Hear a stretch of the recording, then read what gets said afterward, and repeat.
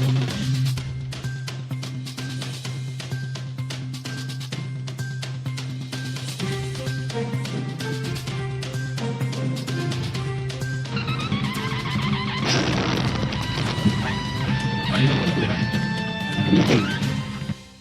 घडामोडी पाहण्यासाठी जागतिक न्यूज चॅनलला सबस्क्राइब करा, शेअर करा आणि बेल आयकॉन दाबायला विसरू नका। जागतिक न्यूज चॅनल सोबत रहा अपडेट। धन्यवाद। 14 वर्ष न्यायासाठी लढा, तरीही पेन्शनसाठी ज्येष्ठ शिक्षकाची फरफट।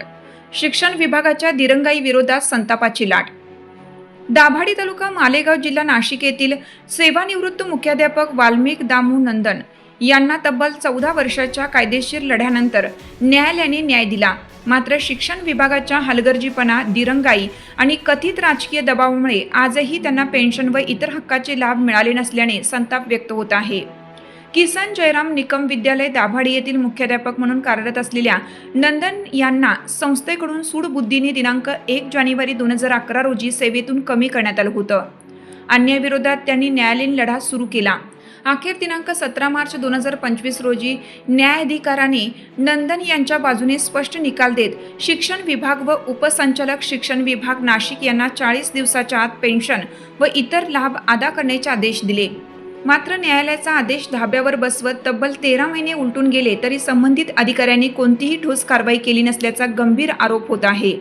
विशेष म्हणजे शिक्षण उपसंचालक नाशिक यांनीही दिनांक 8 ऑक्टोबर 2025 रोजी शिक्षण अधिकारी माध्यमिक यांना आदेशाची अंमलबजावणी करण्याचे स्पष्ट निर्देश दिले होते, तरीही प्रशासनाकडून केवळ टाळाटाळ सुरू असल्याने संताप वाढत आहे।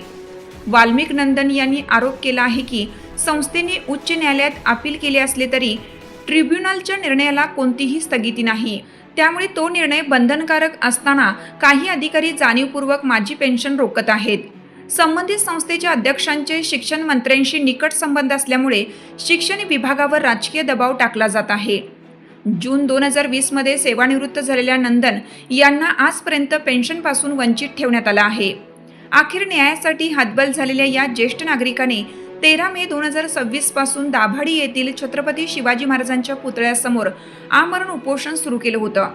काही अधिकाऱ्यांकडून दूरध्वनीवर आश्वासने मिळाल्यानंतर त्यांनी उपोषण तात्पुरते स्थगित केले असले तरी न्याय न मिळाल्यास नाशिक शिक्षणाधिकारी कार्यालयासमोर पुन्हा आमरण उपोषण छेडणार असा इशारा त्यांनी दिला आहे।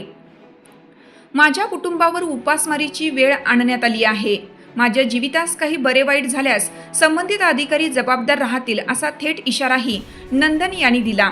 मुख्यमंत्री, शिक्षण मंत्री, शिक्षण सचिव, शिक्षण उपसंचालक, गट शिक्षण अधिकारी, पोलीस प्रशासन तसेच स्थानिक प्रशासनाला याबाबत निवेदने देण्यात आल्याची माहिती त्यांनी दिली। दरम्यान जागतिक मानवाधिकार सुरक्षा फेडरेशन भारत सरकार पंजीकृतचे राष्ट्रीय अध्यक्ष राजेंद्र आहेर तथा सैनिक मित्र महाराष्ट्र राज्य यांनी उपोषण स्थळी भेट देऊन नंदन यांची व्यथा ऐकून घेतली। यावेळी त्यांनी शिक्षणाधिकारी नाशिक यांच्याशी थेट दूरध्वनीवर संपर्क साधून संबंधित प्रकरणाची तात्काळ चौकशी करण्याची मागणी केली। शिक्षण विभागाच्या निष्क्रियतेमुळे एका ज्येष्ठ शिक्षकाला न्यायालयीन विजय मिळवूनही हक्कासाठी रस्त्यावर उतरावे लागत असल्याने प्रशासनाच्या कार्यपद्धतीवर गंभीर प्रश्नचिन्ह निर्माण झाले आहे। प्रतिनिधी RT आहेर, नाशिक, महाराष्ट्र।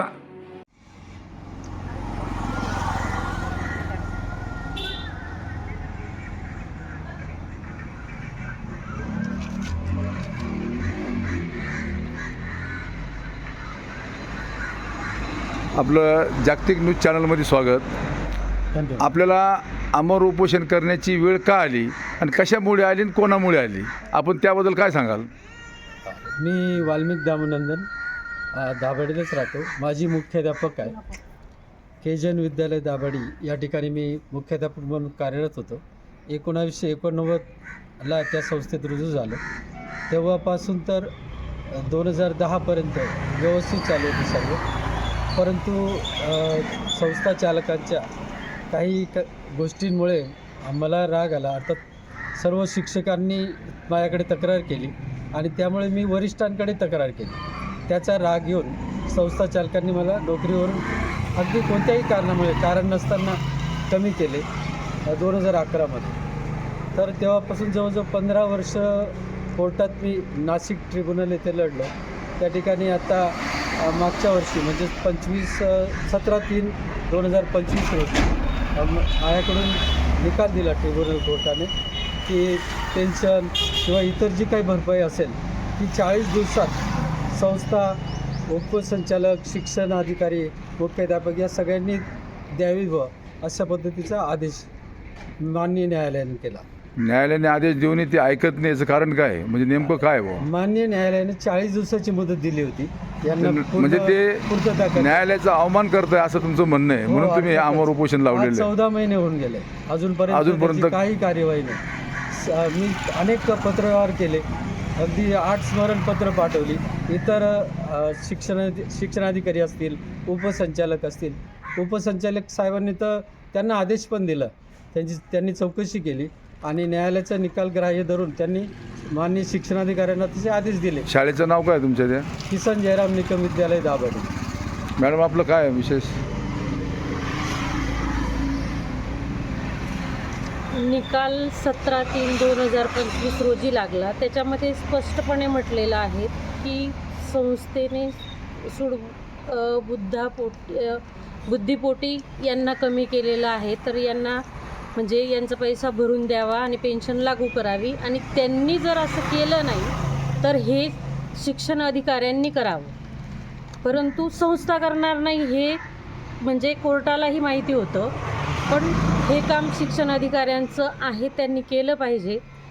त्यांच्याकडे वेळोवेळी पाठपुरावा केला, त्यांच्याकडे हेरजारा घातल्या, विनवण्या केल्या, नंतर थोडीफार चिडचिडसुद्धा झाली असेल, पण तरीसुद्धा ते म्हणजे कोणत्याही प्रकारची कारवाई करत नाही.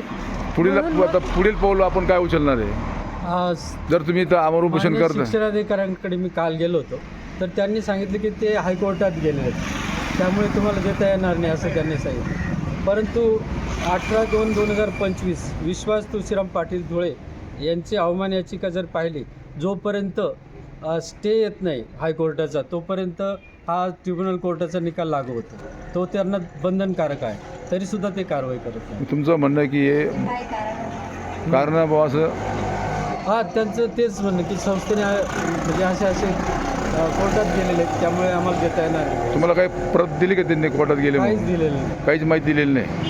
शिक्षणाधिकारी साहेबांनी आता काहीच दिलेलं नाही. ठीक आहे, आपण आपलं जे म्हणणं आहे पूर्ण महाराष्ट्रामध्ये शिक्षण मंत्र्यापर्यंत, शिक्षण अधिकाऱ्यापर्यंत, मुख्यमंत्र्यापर्यंत सगळ्या ठिकाणी आपण पोहोचणं आमच्या जागतिक न्यूजच्या माध्यमातून सर्व केलेले आहेत. आम्ही पोहोचण्याचा प्रयत्न करतो. गेले 4-5 वेळेस भेटलो स्वतः, आम्ही 2 जण भेटलो, लोकांना पण नेलं होतं, त्यांनी हो पण सांगितलं, परंतु अजूनपर्यंत काही कारवाई नाही. धन्यवाद. माननीय मुख्यमंत्री साहेबांना सुद्धा पत्र पाठवलेत मी, इतर बऱ्याच लोकांना, सचिव वगैरे सगळ्यांना पत्र दिलेले आहेत, पण अद्यापर्यंत कारवाई नाही. धन्यवाद माझं म्हणणं सर. आहे, आज 63 वय आहे माझं, ज्येष्ठ नागरिक आहे, निदान पेन्शन जी आहे ती तरी सुरू करावी अशी माझी कळकळीची विनंती. धन्यवाद आपण जागतिक न्यूजला मुलाखत दिल्याबद्दल. थँक्यू.